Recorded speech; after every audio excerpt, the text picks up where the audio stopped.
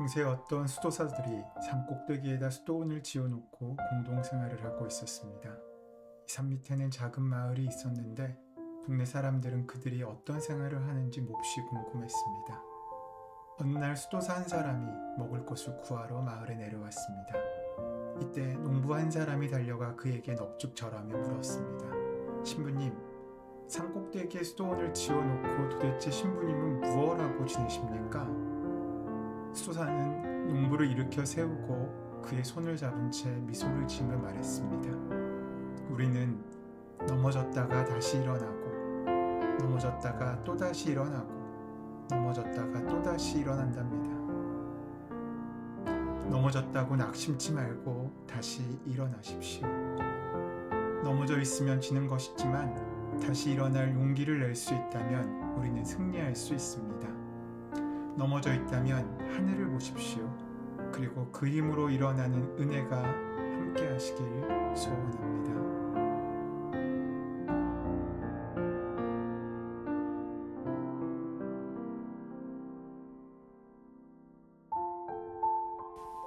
시편 51편 1절에서 10절 말씀.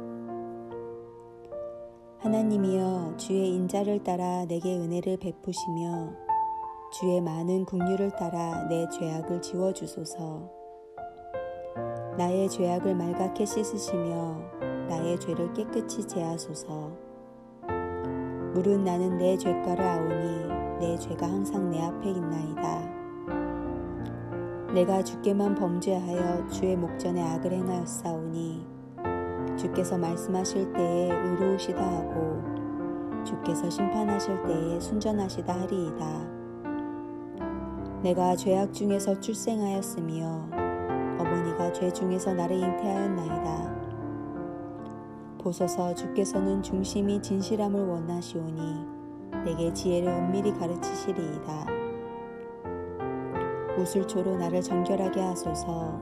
내가 정하리이다. 나의 죄를 씻어주소서. 내가 눈보다 희리이다. 내게 즐겁고 기쁜 소리를 들려주시사 주께서 꺾으신 뼈들도 즐거워하게 하소서.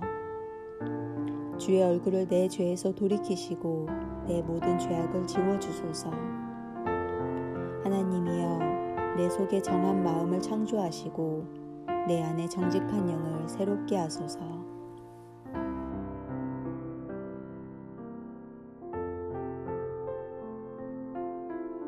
오늘 함께 나누는 시편 52편 말씀은 이스라엘의 왕 다윗이 지은 회개 시편으로 알려져 있습니다. 이 시를 쓴 배경은 성경에 나와 있는 대로 충신 우리아와 아내 밧세바와 간음했던 사건의 이야기입니다. 다윗은 정성기 시절에 생애 가장 수치스럽고 약한 범죄를 저질렀습니다. 자신의 충성스러운 장수 우리아의 아내를 범하고 주타를 없애기 위해 우리아를 불리한 전쟁에 내보내어 죽게 한 것입니다. 하지만 하나님께서는 예언자 나단을 보내어 그의 죄를 꾸짖으십니다. 나단을 통해 주신 하나님의 말씀 앞에서 다윗은 무너져 고백합니다. 내가 주님께 죄를 지었습니다. 죄와 죽음은 인류 공통의 문제입니다. 사람이 한 번도 죄를 짓지 않고 살 수는 없습니다. 죄를 저지른 후에 일어나는 감정인 죄책감도 마찬가지입니다. 그러나 죄책감은 반드시 나쁘지 않습니다. 죄책감이 없다면 우리는 이내 방탕해지거나 냉담해질 것입니다. 그런데 나단의 말을 듣기 전까지 다윗은 자신의 죄 때문에 울지 않았고 죄책감도 느끼지 않았습니다. 우리는 다윗이 이러한 죄를 지었다는 것도 충격적이지만 그 엄청난 죄를 짓고도 어떻게 다윗 자신이 그것이 그렇게 큰 죄인지 모를 수 있다는 것에 더 놀라게 됩니다. 하지만 이것이 죄의 실상입니다. 우리 자신도 죄를 지었지만 자신은 전혀 모를 수 있다는 것을 알아야 합니다. 우리는 죄를 감추고 정당화시키는 데 선수들입니다. 그래서 회개하기보다는 정죄하며 살아갑니다. 성령님께서는 그런 우리의 죄를 깨닫게 하십니다. 그렇게 죄에 대한 자각은 우리의 거룩함을 지키는 데 꼭 필요한 것입니다. 그것은 성령의 역사이고 선물입니다. 죄책감을 느끼지 못한다는 것은 자신의 양심이 마비되었음을 의미합니다. 건전한 죄책감은 우리에게 우리 자신을 돌아볼 기회를 마련해주고 죄로 막히게 된 하나님과의 관계를 회복하도록 돕습니다. 그러나 지나친 죄책감은 마음의 병입니다. 중요한 것은 죄의 질을 짓고 난 다음에 느끼는 감정을 어떻게 할 것인가에 달려 있습니다. 죄인의 심리는 도망가는 것입니다. 에덴 동산의 아담과 하와는 죄를 짓고 나서 하나님의 낯을 피하여 숨었습니다. 이것이 회개하지 않은 죄인의 모습입니다. 자신이 죄인임을 깨달았지만 회개한 것은 아닙니다. 하지만 성령님의 역사로 말미암아 자신의 죄를 깨달은 사람은 다릅니다. 그 은혜를 받은 사람은 도망치지도 책임을 회피하지도 않고 자신의 죄를 갚기 위해 애쓰고 또 노력합니다. 하나님 앞에서 진실하게 회개한 사람은 자신이 다른 사람들에게 준 아픔에 더 예민하게 반응하는 법입니다. 그렇기 때문에 하나님께로부터 용서를 받은 후 다윗은 자신의 죄로 인해 상처를 입은 사람들에게 용서를 빌 수 있고 할 수 있는 대로 그들의 상처를 회복시키려고 애쓰고 힘썼을 것입니다. 자신의 죄에 대해 진실로 인정하고 그것에 대해 회개하며 하나님께서 주시는 용서를 받고 그 능력으로 상처 입은 사람들을 위해 최선을 다해 노력하는 사람이라면 할 일이 다 하나 있는데 그것은 바로 자신을 고치는 일입니다. 때때로 우리는 천벌을 받을 것 같은 죄책감을 느끼다가 하나님의 용서의 은혜를 잊고 나면 하나님의 은혜를 간증하고 찬양하게 바쁩니다. 그러한 잘못이 자신에게서 다시 일어나지 않도록 힘쓰는 일엔 게으릅니다. 그리고 똑같은 실수를 반복합니다. 아니, 그런 차원에 대해서 전혀 의식이 없는 사람들도 많습니다. 참된 회개는 마땅히 자신을 돌아보고 하나님의 은총을 입어 새로움을 얻는 일로 결론 지어져야 되는데도 말입니다. 이런 점에서 오늘 우리가 함께 나누는 다윗의 회개 시편의 말씀은 참으로 귀합니다. 그는 회개의 기도를 올리면서 자신의 죄를 씻어달라고 기도할 뿐만 아니라 자신을 새롭게 해달라고 기도합니다. 다윗은 10절에 내 속에 정한 마음을 창조하시고 내 안에 정직한 영을 새롭게 하소서라고 합니다. 회개한 다음 정한 마음이 창조되고 정직한 영이 새롭게 되어야 합니다. 그렇게 되기 위해서 우리에게 필요한 것은 우리 안에 성령님을 모시는 것입니다. 빛이 보이면 어둠은 사라지게 됩니다. 어둠을 없애려고 아무리 애쓰고 노력한다고 할지라도 어둠 그 자체는 사라지지 않습니다. 어둠의 문제는 오직 빛으로만 해결할 수 있습니다.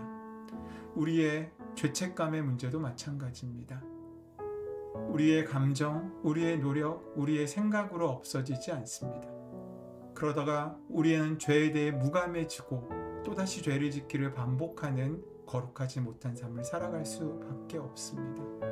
그러하기에 성령께서 우리 안에 거하시며 성령께서 우리를 통치하심으로 우리가 새로운 존재가 되는 삶, 새로운 마음을 창조하시고 정직한 영을 새롭게 하시는 귀한 삶을 살아간다는 그 모습은 귀하고 아름다운 것입니다.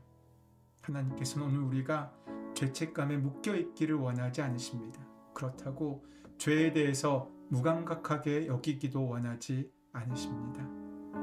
어리석음과 결함투성이의 우리의 모든 모습을 주님께 맡기고 우리의 있는 모습 그대로 주님께서 인도하시는 그대로 살아갈 때 우리 안에 죄의 문제를 주님 앞에 내려놓고 온전히 해결할 때 주의 귀한 역사와 성령의 은혜는 우리를 떠나지 않으시고 우리와 함께 하심으로 우리를 새롭게 하실 것입니다. 오늘 주님의 사순절기 십자가길을 나서는 우리의 여정 가운데 우리를 또다시 힘들게 하고 무거운 짐으로 우리에게 놓여있는 죄책감의 문제를 주님 앞에 내려놓으십시오.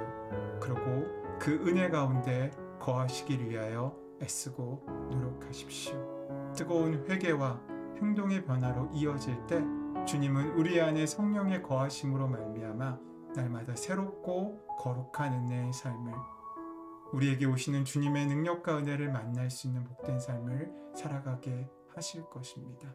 오늘 하루 그 주님을 기대하고 기다리는 하루로 삼으시기를 소원하고 축원합니다.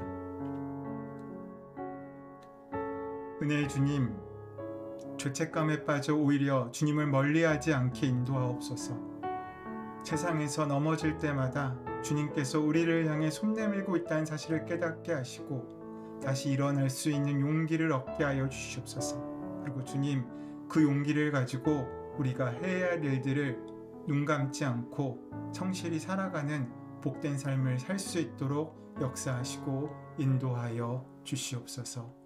주의 은혜가 함께 하실 줄 믿사오며 감사하며 예수님의 이름으로 기도드립니다. 아멘.